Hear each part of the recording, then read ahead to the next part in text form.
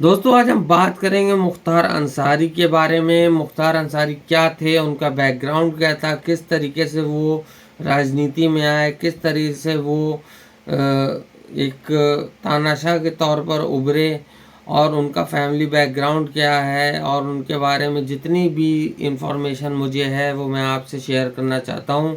तो दोस्तों मुख्तार अंसारी एक समय माफिया से नेता बने। बाहुबली नेता मुख्तार अंसारी का गढ़ पूर्वांचल माना जाता था। मुख्तार के खिलाफ गुनाहों की लिस्ट लंबी है। बीजेपी नेता की हत्या से लेकर के माफिया पर दंगे भड़काने जैसे केस हैं। अभी तक मुख्तार को 4 मामलों में सज़ा हो चुकी है। यूपी पुलिस के मुताबिक देश भर में मुख्तार अंसारी पर करीब 61 केस दर्ज हैं। ये तो हो गया मुख्तार अंसारी का एक छोटा सा पहलू। अब इसके बाद उत्तर प्रदेश की मऊ विधानसभा सीट से 5 बार के रिकॉर्ड विधायक रहे माफिया मुख्तार अंसारी का पूर्वांचल में 90 के दशक में रसूख शुरू हुआ और जो 2017 में योगी आदित्यनाथ सरकार के बनने तक जारी रहा। योगी सरकार बनने के बाद माफिया से नेता बने मुख्तार पर शिकंजा कसना शुरू हुआ। योगी सरकार ने बनने से पहले पंजाब की रोपड़ जेल में बंद मुख्तार को यूपी की बांदा जेल में स्थानांतरित किया गया, जहां उसे हाई सिक्योरिटी बैठक में रखा गया। मुख्तार अंसारी की बेनामी संपत्ति जब्त करने के लिए आयकर विभाग ऑपरेशन पैंथर चला रहा है। अब तक मुख्तार अंसारी की 500 करोड़ से अधिक की संपत्ति जब्त की जा चुकी है। गाजीपुर के मोहम्मदाबाद जिले में मुख्तार अंसारी का जन्म हुआ था। पिता का नाम सुभानुल्लाह अंसारी और माँ का नाम बेगम राबिया था। मुख्तार अंसारी 3 भाइयों में सबसे छोटा है। उसकी पत्नी का नाम अफशा अंसारी। मुख्तार के 2 बेटे अब्बास अंसारी और उमर अंसारी हैं। और इसी के साथ पूर्वांचल की राजनीति में मुख्तार का क्या रुतबा था ये मैं आपको बताऊंगा। पूर्वी उत्तर प्रदेश यानी कि पूर्वांचल 26 लोकसभा और 130 विधानसभा सीटों वाले पूर्वांचल का देश में राजनीतिक में बेहद अहम रोल है।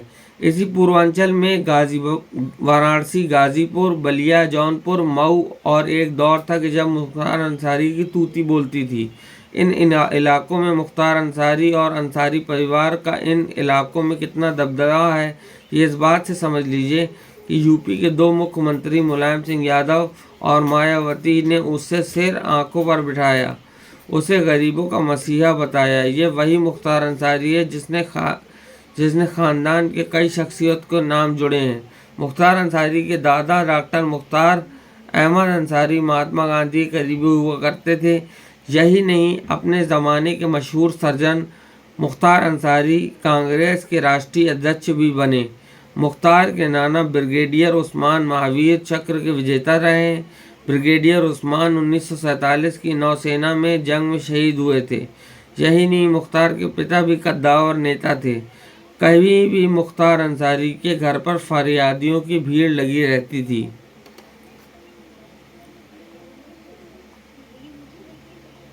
नब्बे के दशक में ये वो दौर था जब पूर्वांचल में नए तरह से अपराध सिर उठा रहा था। रेलवे, शराब, दूसरे सरकारी ठेके हासिल करने की रेस में अपराधियों ने कई गैंग उभरने लगे थे। पूर्वांचल में माफिया डॉन बाहुबली तेजी से उभर रहे थे। गाजीपुर की कॉलेज की पढ़ाई पूरी कर चुके मुख्तार को इस बात की ताकत का अंदाज़ा लग चुका था कि उन्हीं दिनों मुख्तार ने एक बाहुबली मखनू सिंह के साथ हाथ मिलाया। मखनू सिंह पूर्वांचल में दिग्गज नेता हरिशंकर तिवारी का खास हुआ करता था। तभी मखनू सिंह की त्रिभुवन सिंह के साथ एक ज़मीन के कब्जे को लेकर गैंगवार में लाशें गिरने का सिलसिला शुरू हो गया। तभी एक कोर्ट परिसर में हुए गोलीकांड के बाद एक नाम उभर कर आया। नाम था मुख्तार अंसारी। इसमें मखूनी के दुश्मन साहिब सिंह की गोली लगने से हत्या हुई थी। कत्ल के बाद जो नाम सुर्खियों में आया था वो मुख्तार अंसारी का था। कहा जाता है कि वो गोली मुख्तार अंसारी ने चलाई थी, लेकिन किसी ने उसे गोली चलाते हुए नहीं देखा था। सिंगल गन शॉट में यह कत्ल इस केस बेहद रहस्यमय और हैरान करने वाला था कि कुछ दिन बाद पुलिस लाइन के अंदर खड़े हुए एक दीवान की इसी अंदाज में हत्या हुई। नाम था राजेंद्र सिंह। इस हत्या के बाद जो नाम सामने आया वो मुख्तार का ही था। यही से शुरू हुआ मुख्तार अंसारी के पूर्वांचल के बाहुबली और यूपी में माफिया डॉन बनने का सिलसिला।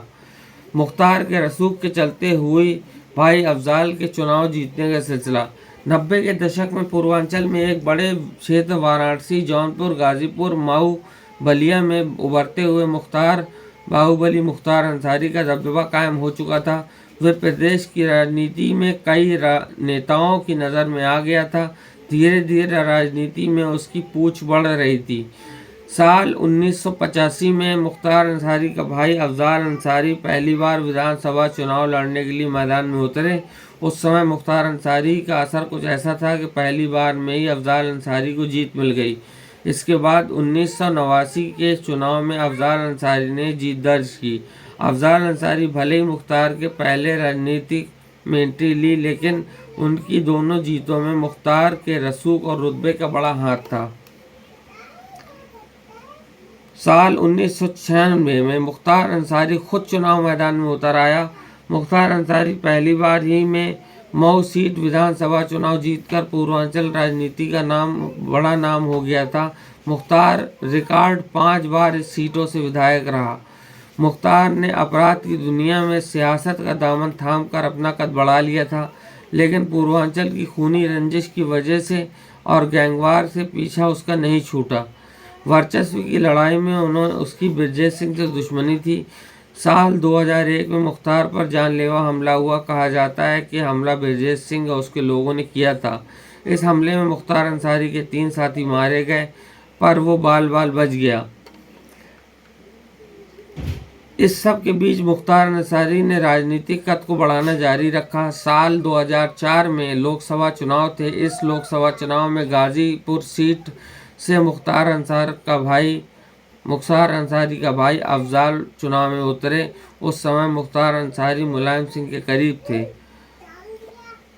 भाजपा के दिग्गज नेता कृष्णानंद राय की हत्या का मामला क्या था? मुलायम सिंह यादव पूर्वांचल में सपा की पकड़ मजबूत करने के लिए मुख्तार अंसारी को आगे बढ़ाया था।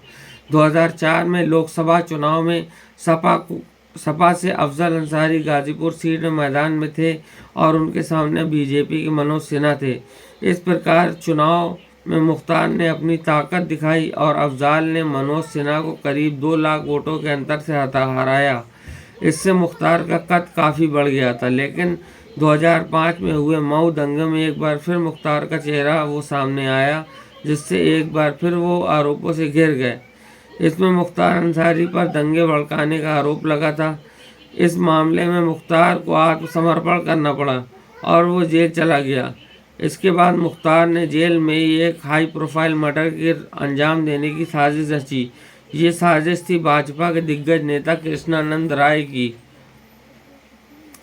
मोहम्मदाबाद सीट से कृष्णानंद राय की जीत के बाद कत्ल से लिया गया था मुख्तार ने बदला।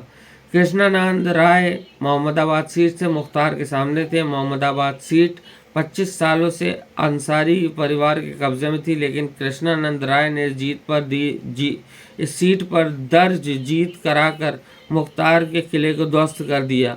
बीजेपी विधायक कृष्णानंद राय ने मोहम्मदाबाद सीट जीत ली और मुख्तार को खुली चुनौती दी। मुख्तार ही हार सहन नहीं कर पाया और हार का बदला उसने कत्ल से लिया। कृष्णानंद राय की पत्नी ने बताया कि चक्रव्यूह की रचना उनकी हत्या की गई थी। चक्रव्यूह की रचना करके उनकी हत्या की गई थी। इस हत्या में AK-47 का प्रयोग किया गया था। हमलावरों ने करीब 400 राउंड फायरिंग की थी। कृष्णानंद राय की हत्या के बाद मुख्तार अंसारी सुर्खियों में आ गया था। कृष्णानंद राय की हत्या मुख्तार के खिलाफ सबसे बड़ा केस था। साल 2007 में अंसारी परिवार ने मायावती की पार्टी बीजेपी के दामन थाम लिया था, लेकिन अपराध मुक्त प्रदेश का दावा करने वाली मायावती ने 3 साल बाद ही अंसारी बंधुओं को पार्टी से निकाल दिया। इसके बाद अफजाल अंसारी ने कौमी एकता दल नाम से पार्टी बनाई, जिसका 21 जून 2016 को मुलायम सिंह की समाजवादी पार्टी में विलय हो गया। हालांकि समाजवादी पार्टी संसदीय बोर्ड ने विलय रद्द कर दिया और बलराम यादव को कैबिनेट से निष्कासित कर दिया और रद्द कर दिया, जिसके बाद कौमी एकता दल बसपा में विलय हो गया। अंसारी परिवार पर अगर कहा जाए तो लगभग 97 केस दर्ज हैं। मुख्तार अंसारी समेत उनके परिवार पर 97 केस दर्ज हैं। मुख्तार अंसारी पर अकेले ही हत्या के 8 मुकदमे और समेत 61 मामले दर्ज हैं। मुख्तार फिलहाल बांदा जेल में बंद है। भाई अफजाल अंसारी 7 मामले, भाई सिगबतुल्ला अंसारी पर 3 केस, मुख्तार अंसारी की पत्नी अफसा अंसारी पर 11 मुकदमे, बेटे अब्बास अंसारी पर 8 और छोटे बेटे उमर अंसारी पर 6 केस दर्ज हैं। मुख्तार की बहू निखत पर भी 1 मुकदमा दर्ज है। अवधेश राय हत्याकांड में मुख्तार को आजीवन कारावास की सजा दी गई। 32 साल पुराने अवधेश राय हत्याकांड में 5 जून 2023 को मुख्तार समेत अन्य को दोषी करार दिया गया। मुख्तार अंसारी को इस केस में आजीवन कारावास और 1 लाख रुपए का जुर्माना लगाया। 3 अगस्त 1991 में लहूरा बीद क्षेत्र स्थित आवास गेट पर ही दिन दहाड़े अवधेश राय पर ताबड़तोड़ फायरिंग कर उनकी हत्या कर दी गई। इस हत्याकांड में अवधेश राय के भाई रतन अजय राय ने चेतगंज थाना में पूर्व विधायक मुख्तार अंसारी, अब्दुल कलाम, भीमसेन, कमलेश सिंह, राकेश न्यायिक के खिलाफ नामजद मुकदमा दर्ज कराया गया था। मुख्तार अंसारी वर्तमान में बांदा जेल में बंद हैं। इस मुकदमे की सुनवाई के दौरान पूर्व विधायक अब्दुल कलाम और कमलेश सिंह की मौत हो चुकी है। अवधेश राय हत्याकांड के मामले की सुनवाई के सबसे पहले बनारस के ही एडीजे कोर्ट में चल रही थी। 23 नवंबर 2007 को मुकदमे की सुनवाई के दौरान ही अदालत के चंद कदम दूर ही बम ब्लास्ट हो गया। राकेश न्यायिक की सुरक्षा को बढ़ाते हुए और खतरा बताते हुए हाईकोर्ट की शरण ली। काफ़ी दिनों तक सुनवाई पर रोक लगी रही। इस केस के बाद मामले में प्रयागराज जिला अदालत में स्थानांतरित कर दिया था।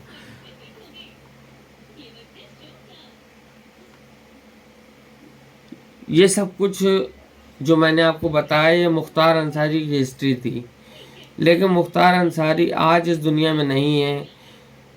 उनके घर वालों का कहना है और जो सूत्रों का कहना है वो ये है कि उनके खाने में स्लो पॉइज़न उनको बराबर दिया जा रहा था और अचानक उनके पेट में दर्द उठा। उनको बांदा मेडिकल कॉलेज में रेफ़र किया गया और जहां पर उनकी मृत्यु हो गई। मुख्तार अंसारी के परिवार का कहना है कि ये एक स्वाभाविक मौत नहीं है, ये एक हत्या है। अब इसमें कितनी सच्चाई है ये तो फॉरेंसिक रिपोर्ट आने के बाद पता चलेगा कि खाने में वहाँ के जो डॉक्टर हैं उन्होंने इस बात को तस्दीक किया कि इनको पॉइजनिंग हुई है। खाने में इनको स्लो पॉइज़न दिया जा रहा था जिसकी वजह से इनकी हालत बिगड़ी और उनकी मौत हो गई। और मुख्तार अंसारी को उनके गाज़ीपुर भेज दिया गया उनकी डेड बॉडी को, जिसमें लाखों का मजमा इस बात की गवाही दे रहा था कि मुख्तार अंसारी कितना अच्छा इंसान था और वो गरीबों की कितनी मदद करता था, वरना उसकी जनाजे को कंधा देने के लिए लाखों की भीड़ इकट्ठा नहीं होती। मेरी नज़र में मुख्तार अंसारी बुरा इंसान नहीं था। हाँ, हालांकि राजनीति में आने के बाद कुछ गलतियां हो जाती हैं और कुछ गलतियां करना भी पड़ती हैं। ये सब सियासत का खेल है और जो मुख्तार अंसारी की मौत है ये भी सियासत का खेल है। इस समय बहुत ज़्यादा जो मुस्लिम तानाशाह हैं उनकी मौत हुई। देखिए, अतीक चकिया के ऊपर 6 राउंड फायरिंग की गई, 5-6 राउंड फायरिंग की गई। पुलिस कस्टडी में होने के बावजूद उनके ऊपर अटैक किया और दोनों को अतीक चकिया को और उनके भाई को वहीं की वहीं शूट आउट करके मार डाला गया। ये राज दबा का दबा रह गया कि वो लोग कैसे आए थे, किस तरीके से उन्होंने हमला किया। जब वहाँ पुलिस मौजूद थी तो उन्होंने उसका बचाव क्यों नहीं किया। ये बहुत सारे सवाल उठते हैं कि इन मुस्लिम दबंगई नेताओं को धीरे धीरे करके इनका सफाया किया जा रहा है। इससे कोई लेना देना नहीं है कि इनका इंसानियत से क्या रिश्ता था, लेकिन इनको जान का ख़तरा है और इनको बराबर मैं बाकी जो मुस्लिम दबंग हैं उनसे भी गुजारिश करता हूँ कि अपनी सुरक्षा पे ध्यान दें ताकि उनके साथ ऐसा कांड ना होने पाए। दोस्तों, मैं आपका दोस्त फरहान अख्तर। इसी तरह की वीडियो और देखना चाहते हैं तो हमारे चैनल को सब्सक्राइब कीजिए और हमारे बेल बटन पर क्लिक कीजिए। मैं आपका दोस्त फरहान एक बार से फिर हैव अ ग्रेट डे।